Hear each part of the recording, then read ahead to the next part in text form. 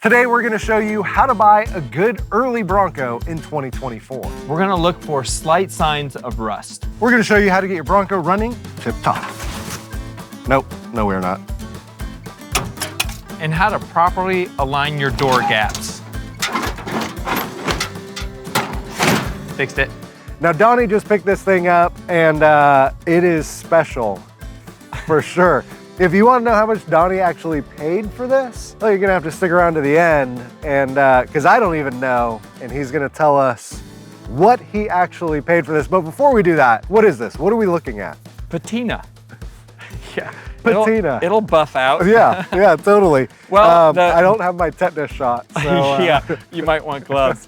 Well, the customer was born in April of 1974, so we have an April of 1974 Bronco here that I found, and it took some finding. Jimmy Golden, of course. I thought what we would do is go around and show you where they all rust and what to look for, and we'll teach you everything you need to know to buy a Bronco, whether you're buying one like this to restore and you're gonna buy a new body, or if you're buying a $100,000 Bronco and you wanna know, does it have any of these issues? Because there's a lot on a Bronco that is unique. What's interesting about this is you can actually see every rust spot that it potentially could rust in. It has them all. We have the candidate that is 10 for 10, 20 for 20 on every rust spot that it could potentially rust in. Like if you're just looking for a metal roof, this is a great example because the roof is rusted out everywhere, all the way across the front. You can see it's got the caulk here, or the tar pitch to keep the water out. It's not gonna work. It's rusted all the way down the side, and I think the worst spots are right here, so it's not even salvageable. I mean, if the glass is nice, you could reuse it, but in reality, top's just scrap metal. So this is the drip rail right here. What would happen is it would rain, water would come down and hit the drip rail, so it didn't just run down on the window.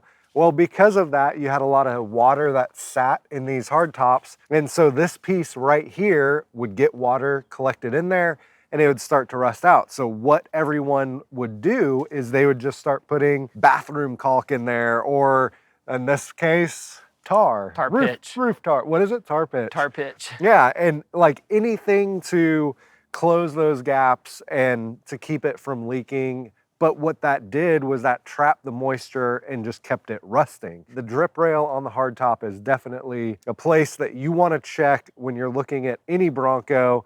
And if it's this bad, then you just, there's no hope. A new metal roof, if you wanted to buy one, assembled and painted and everything, is somewhere between $5,000 and $7,000 if you get one from like Dennis Carpenter or Tom's Off-Road. So if you can find a good used one for $2,000, that's the way to go. Well, on the front of the hood, you can see it's rusted all the way through. So this truck would need a new hood.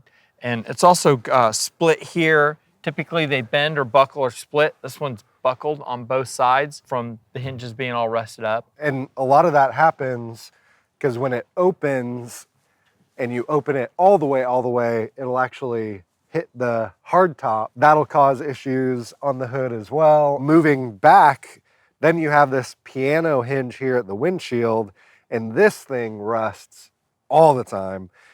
This one is no exception, obviously. This piano hinge, it just collects water. It's two pieces of metal just pressed together in that hinge so that you can fold down the windshield.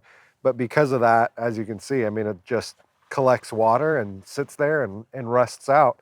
But yeah, when we lift the hood, you'll be able to really see all that rust under there. Yeah, there's like two major spots we want to show you that people will repair and repaint the entire truck, and they'll actually hide the rust. So those are the important things that we want to show people. So let's open this hood up. You'll see the battery tray is rusted, not a big deal. You can get another one of those. But right down here in the firewall, just about where your gas pedal is, it's got a giant hole. It's rusted through. But we like to call these things right here owl's nests. And if you see these holes, I can put my whole fist through here. There's one on both sides, and this is what connects the front of the truck to the rest of the cab, the firewall specifically. There's two pieces of metal that would have about 9 spot welds from Ford. For whatever reason, it collects water. Every truck has been, I'd say 99% of them, repaired here or patched, and there's no good way to fix this, so most people will just cut a piece of metal or a big longer piece of metal and try and hide that. And if you look up inside the fender, you can see that they didn't actually fix it. Many $100,000 trucks that are for sale out there have had just a patch done here,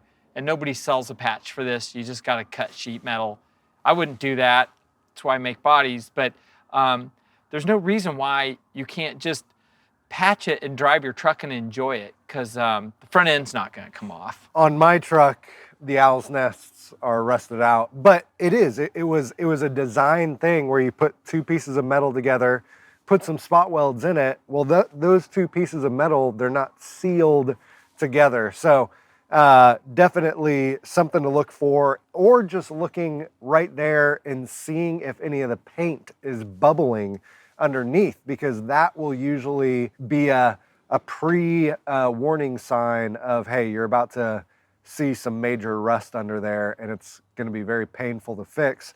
And it's getting water the whole time, because every time you're driving in rain, your tires are kicking up water under the fender, and it's just hitting that spot the whole time you're driving. So it just gets wet and stays wet and then starts to rust. Somebody's already tried to put some tar pitch or something in there, and it collects leaves and then water and everything else, and that side looks like it's had some patchwork. All of this stuff, it starts to rust out right here. This little corner will rust out all along here, and it's just, I mean, it is impossible to just cover it up, but people will try to just put whatever they can to cover it up and pretend like, oh, hey, no, it's good. If you're looking at buying a Bronco, like, that's a huge place that you want to check to make sure that it's not rusted out, because a restored truck might have that spot that has just been patched. This piece that we're talking about right here is called the windshield frame support, or the upper cowl. It's what connects the windshield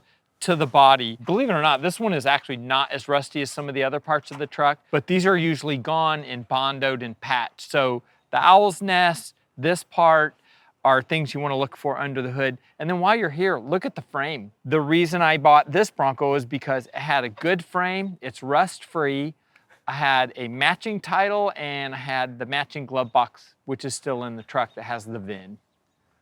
I don't know if you heard that or not, but Donnie said it was rust-free. The frame?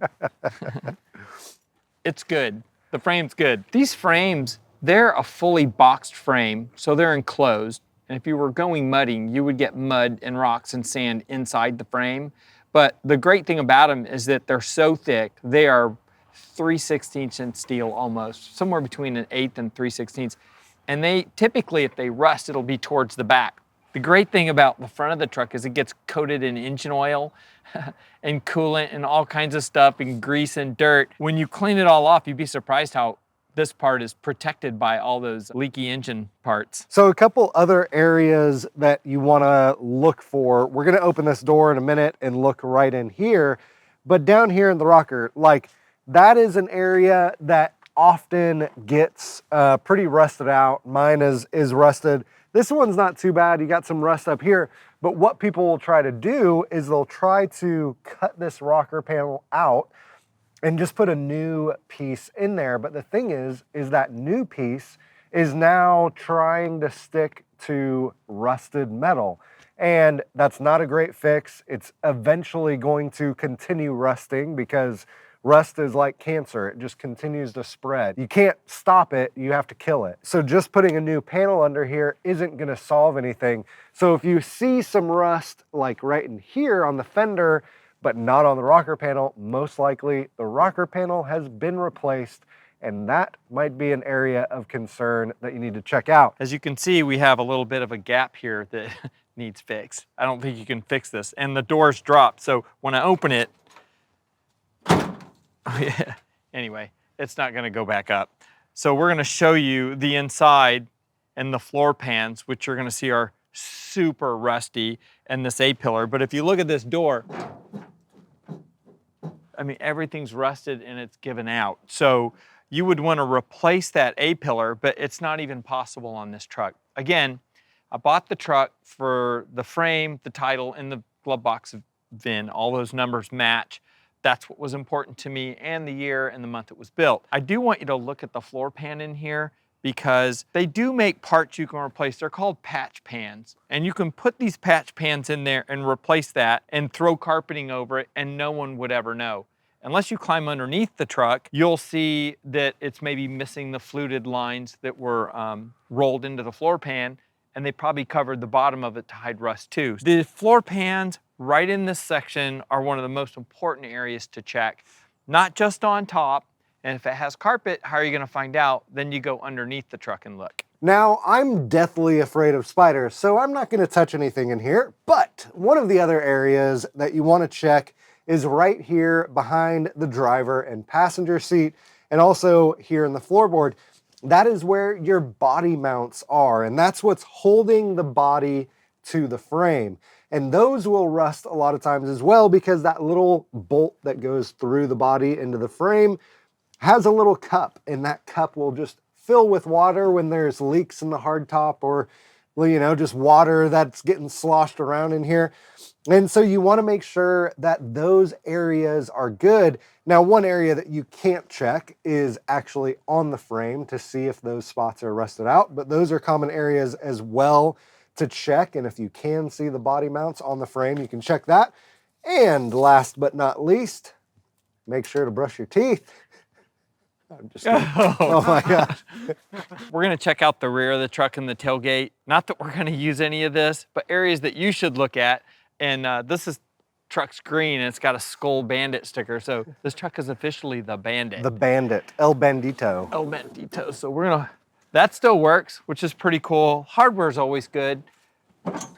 Okay, we'll swing this tire mount out and we'll see if this thing, oh, look at that. That is impressive.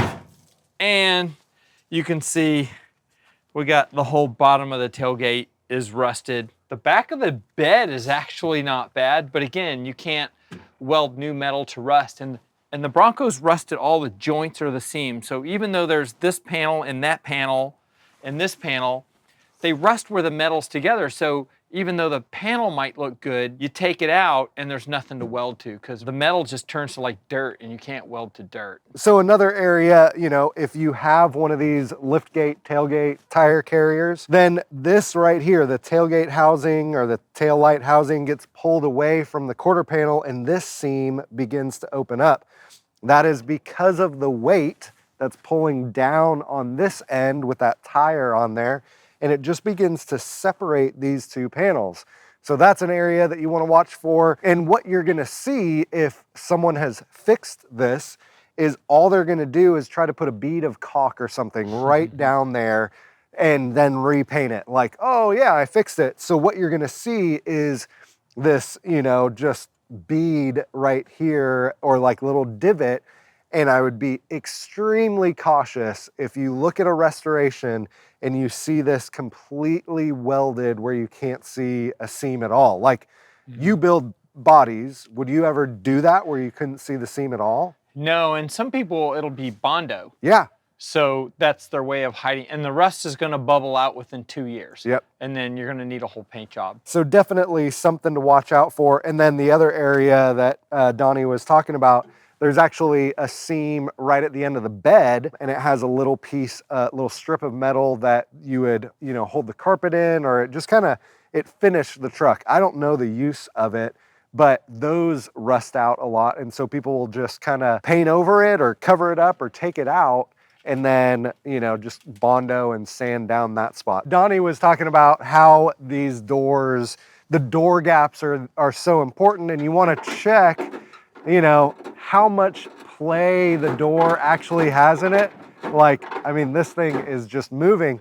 But what you want to do is you want to be checking your door gaps, making sure that it's not huge at the top and small at the bottom. But also right here, one of the things that you want to really look for are these two panels are two separate panels that are welded together.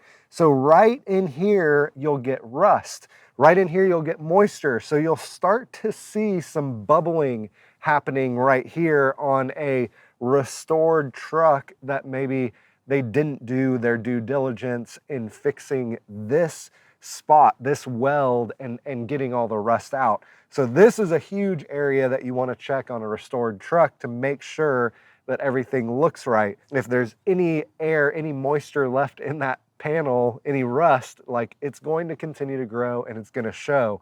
So you want to check that inside and outside. There you go, a little walk around and how to find a good Bronco. But the question that we are all wondering, the question that really makes this unique is, Donnie, how much did you actually pay for this Bronco? How about, how much would you have paid for this Bronco? To me, this thing is a piece. And I wouldn't pay 2,500 bucks for this Bronco. So like that to me would be my limit. 2,500? 2,500. Well, that was like 20 years ago. Oh, well, So yeah, maybe 10 years ago. So this market is what's blowing up in early Broncos right now. It's like, how do you get one? Whether you restore a Jeep or a Bronco, you're gonna pay more to start with, and you're gonna get less. Okay, I don't know if you guys can tell, but what Donnie's doing right now is he's stalling. You paid a lot more than 2,500 for this Bronco. I did. All right, drum roll. I paid $7,500 for this Bronco. 7,500. Yeah, because we got Man. a really good frame. We got a matching VIN. We got the glove box with the VIN tag on it, and I got a clear title. So this is the going rate today if you want, you know, a certain year and a certain model. Yeah. And when it's done, and you'll be able to follow this build also next year in 2025, this is a SEMA truck, believe it or not. So if you want to see a SEMA build from this, watch our channel next year. That'll be awesome. All right, so what would you pay for it? You know, like the top of my limit would have been 2,500, which is pretty close to 2,000 that I paid for my Bronco that I'm restoring because I knew it needed a whole new body. I'm curious just to hear what you guys would say. How much would you pay for this truck? What do you think about the market right now, being this is a $7,500 truck? Yeah, that's what it looks like.